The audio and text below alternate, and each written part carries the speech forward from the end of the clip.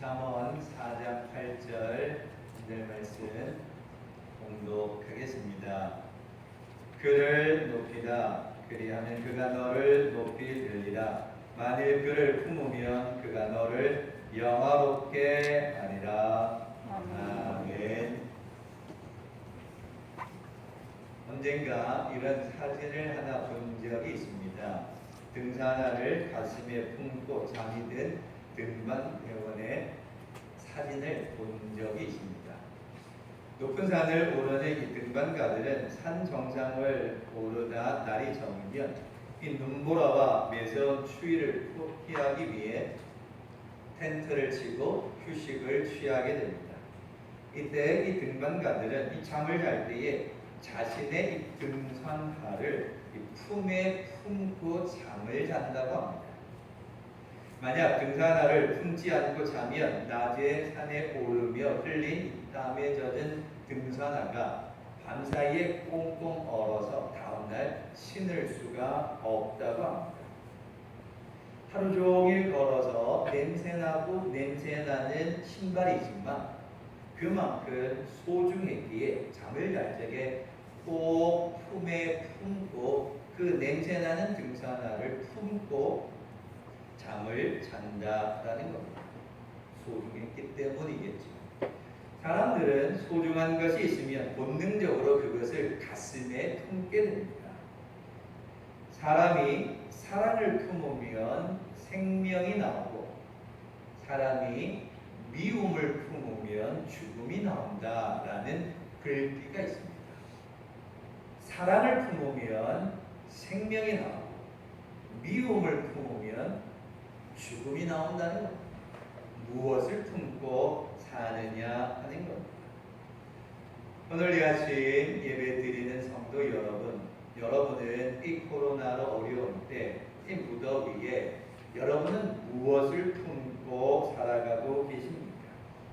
세상 사람들이 말하는 욕심을 품고 있지는 않으십니까? 코로나 바이러스 시대에 나만 살고자 하는 이기심을 품고 있지는 않으십니까? 또한 겉과 속이 다른 종교적인 위선을 품고 있지 않으십니까? 아니면 오늘 하나님의 읽은 말씀과 같이 하나님을, 예수님을 품고 계십니까? 이웃을 사랑하는 사랑을 품고 계십니까? 무엇을 품에 품고 살아가고 있느냐 하는 질문입니다. 하나님을 늘 품에 품으며 살아갔던 솔로몬은 잠언 6장에서 이렇게 이야기합니다. 사람이 돌을 품에 품고서야 어찌 그의 옷이 타지 아니하겠느냐. 마음에 돌을 품고 있으면 당연히 옷이 탈 수밖에 없다는 겁니다. 예수님도 마태복음 5장에서 나는 너희에게 이르노니 음욕을 품고 여자를 보는 자마다 마음에 이미 간음하였느니라. 음욕을 품고 있으면 간음으로 이어질 수밖에 없다, 이런 뜻입니다. 또한 사도 바울은 에베소서 4장에서 분을 내어도 죄를 짓지 말며 해가 지도록 분을 품지 말고 마귀에게 틈을 주지 말라 하였습니다. 분한 마음을 품고 있으면 마귀가 넘어뜨릴 수밖에 없다는 겁니다. 돈을 품고 있으면, 음욕을 품고 있으면, 분한 마음을 품고 있으면 그것 때문에 넘어지게 되고 죄를 범하게 된다라는 겁니다. 사람들은 모두가 다 소중한 것을 가슴에 꼭 품게 됩니다. 어머니는 사랑하는 아이를 늘 품에 품습니다. 그 무엇보다도 소중하고 귀한 내 생명이기에 어린 생명을 늘 품에 품습니다. 가끔 사고가 나고 건물이 무너지는 현장에서도 아이를 품에 안고 있는 그 어머니의 모습을 보게 됩니다. 그만큼 소중하기에 그의 가슴에 품는다는 겁니다. 가슴에 품는다, 마음에 품는다는 건요, 소중하다는 겁니다. 품는다는 말은 가치가 있다는 말입니다. 품는다는 것은 믿는다는 뜻과도 연결되고 있습니다. 사람들은 자신의 꿈을 품습니다. 사람들은 자기의 바람을 마음에 품고 살아갑니다. 그 품고 살아가는 그 꿈이, 그 소원들이 이루어지는 사람도 있고, 그 결과를 보지 못하는 사람도 있습니다. 무엇을 품느냐 하는 겁니다. 암탉이 알을 품은 유정란이면 생명을 가진 병아리가 나올 겁니다. 근데 무정란을 품게 되었으면, 삶은 알을 품게 되었으면 아무 이유도 없이 병아리가 나오지 않습니다. 무정란에서 나올 수 없고 삶아버렸으니 병아리가 나올 수 없습니다. 무엇을 품느냐에 따라서 생명이 나오느냐 죽음이 나오느냐 하는 겁니다. 오늘 우리는 무엇을 우리의 마음속에 품고 있는가, 내 마음에 무엇이 가득한가 하는 질문입니다. 하나님은 인간을 창조하시고 우리가 하나님을 영화롭게 하기를 하나님은 원하십니다. 하나님을 영화롭게 한다는 것, 하나님께 영광 돌리기를 원하신다는 것. 하나님은 우리가 하나님께 영광 돌리는 삶을 살아가기를 원하십니다. 그런데 그 하나님께 영광 돌리는 삶은 하나님이 우리로부터 받기를 원하는 영광은, 하나님께서 사람들이 하나님께 영광을 돌려드리는데 하나님이 받고 싶어하는 그 영광이 무엇인가? 세상 사람들이 말하는 돈, 물질, 권력 이런 것이 아니라는 겁니다. 하나님이 우리로부터 받고 싶은 하나님의 영광은 예수를 믿음으로 말미암아 하나님의 형상을 회복하고, 하나님의 형상으로 회복되어진 우리가 사람다운 삶을 살아가고 양심과 상식과 염치가 있는 그 인간다운 삶을 살아가는 것, 그것이 하나님의 영광을 나타낸다는 겁니다. 하나님을 영화롭게 한다, 하나님께 영광 돌린다, 돈을 많이 드린다, 세상의 권세를 들여서 하나님께 영광을 돌려드리는 게 아니라 예수를 품고 하나님을 품고 성령의 은혜를 품어서 하나님의 형상을 회복하여서 하나님이 원하시는 참된 그리스도인의 인간다운 그 삶을 살아가는 그 모습을 통해 하나님은 영광 받으시기를 원하신다는 겁니다. 오인이 되신 복하는 목사님은 이런 이야기를 한 적이 있습니다. 구원이 무엇이냐 물었을 때, 젊었을 때는 예수 믿어 천국 가는 것이 구원이라고 대답을 했는데, 조금 더 믿음이 성숙해지고 나니 구원은 하나님의 형상을 닮아가는 것이 구원이다라고 복하는 목사님이 대답을 합니다. 그래서 철모를 적에는 예수 믿어 천국 가는 게 구원인 줄 알았는데, 조금 더 믿음이 성장하고 성숙해지니 그저 예수 믿어 천국 가는 것이 구원이 아니라 그 위에 그것을 더하여서 하나님의 형상을 닮아가는 것, 그것이 진정한 구원이라는 겁니다. 바울은 로마서 3장에서 이런 이야기를 합니다. 기록된 바 의인은 없나니 하나도 없다는 겁니다. 죄인이라는 뜻입니다. 그러니까 죄인으로는 하나님께 영광을 돌려드릴 수 없죠. 죄인의 삶을 살아가는데 상식과 염치와 기준이 어디 있습니까? 하나님의 형상이 어디 있습니까? 그러니까 하나님의 형상을 잃어버린 죄인이 하나님의 영광을 나타낼 수가 없지요. 그래도 하나님이 원하시는 것은 예수를 믿음으로 말미암아 예수 믿음으로 인하여서 예수를 품음으로, 하나님을 품음으로, 하나님을 믿음으로 우리의 죄 사함의 은혜를 받아, 그 죄 사함의 은혜를 받은 우리가 하나님의 형상을 닮아가는 것, 그것이 바로 하나님께 영광 돌리는 삶이라는 것. 예수님을 내 안에 품을 때, 예수님을 내 안에 살아계심으로 모실 때 하나님의 의로운 백성이 됩니다. 하나님의 아들, 하나님이 보내신 그 아들 예수를 믿어야 죄 사함을 받습니다. 죄 사함을 받아야 하나님의 형상을 닮아갑니다. 하나님의 형상을 닮아가야 인간다운 삶이 회복됩니다. 인간다운 삶을 살아갈 때 하나님이 인정합니다. 하나님이 인정하는 그 사람이 바로 하나님이 기뻐하시는 사람이요, 하나님이 기뻐하시는 그 사람이 하나님께 영광 돌려드리는 사람이라는 겁니다. 결국 하나님께 영광 돌려드리는 그 사람은 예수를 품어야 한다라는 겁니다. 오직 의인은 믿음으로 말미암아 살리라 하였습니다. 그런데 우리는 그 믿음을 잃어버리고 살아갑니다. 세상의 것을 품으려 할 때가 너무 많습니다. 내 안에 예수로 가득 차 있어야 합니다. 예수님 말씀하시기를 너희 안에 무엇이 가득해 있는가? 믿음이, 은혜가, 예수가 풍성해야 합니다. 밖에서 안으로 들어가는 것이 우리를 악하게 하는 게 아니라 안에서 무엇이 나오느냐였습니다. 안에서 무엇이 나오느냐, 무엇을 품고 있느냐, 품고 있는 것이 무엇인가에 따라 마음판에 새겨 있는 것이 무엇인가에 따라서 그 사람이 악하냐 아니냐가 달라진다는 겁니다. 목회자 모임에서 안산에 있는 목사님으로부터 이런 이야기를 듣게 됩니다. 어느 날 바로 자신의 교회 성도가 자신의 방으로 찾아와서 하소연을 하더랍니다. 가만히 들어보니 그 성도는 대형마트에서 일하는 아르바이트로 일하는 성도였습니다.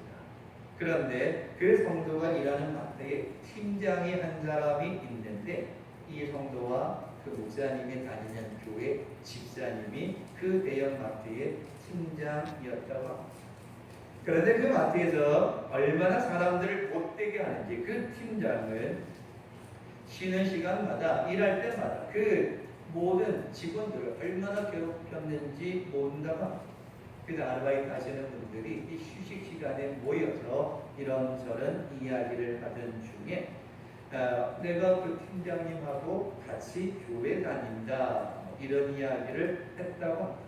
그러면서 이 휴식 시간에 일하면서 이 성도가 이상하게 그 팀장님이 우리 교회에서는 얼마나 천사인지 모른다, 얼마나 천사인지 모른다라고 이야기를 했다라는 겁니다.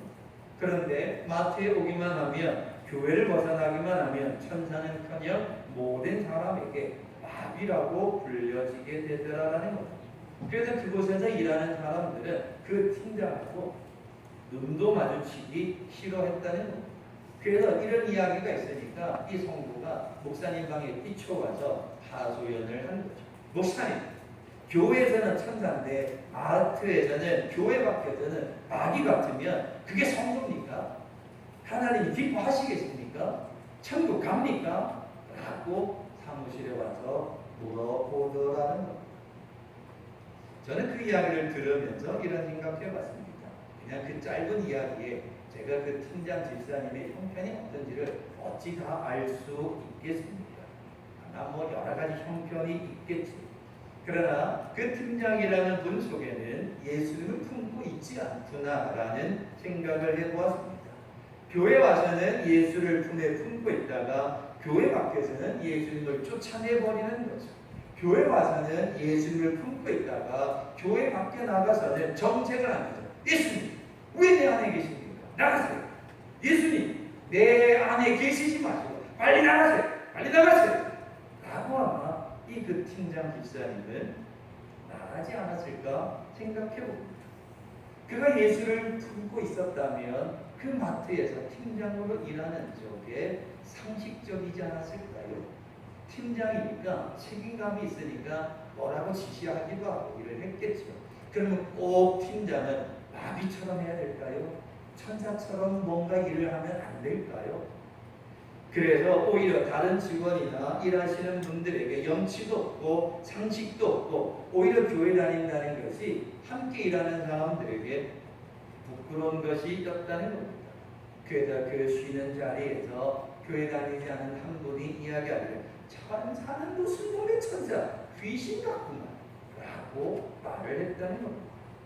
그래서 같은 교회 다닌다고 말한 그 성도가 속으로 많이 부끄러웠다라는 겁니다. 하나님을 영화롭게 한다, 하나님께 영광을 돌린다니까 돈 많이 벌어서 성공해서 하늘 찌를 듯한 권세를 가지고 하나님께 영광을 돌려드리는 것이 아닙니다. 하나님을 품는 겁니다. 오늘 말씀에 그를 품으라 이렇게 이야기합니다.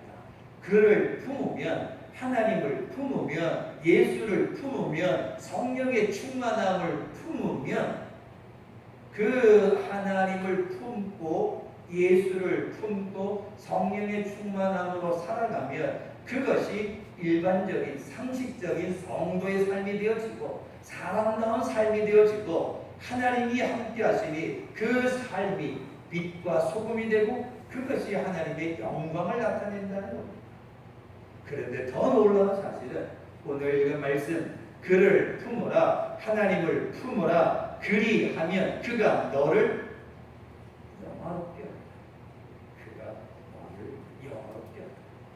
우리가 하나님을 품고 믿음 가운데 살아가면, 하나님께 영광 돌리는 삶을 살아가면 하나님께서 오히려 우리에게 은혜를 더하여 주신다라고 오늘 잠언은 이야기해 주고 있습니다.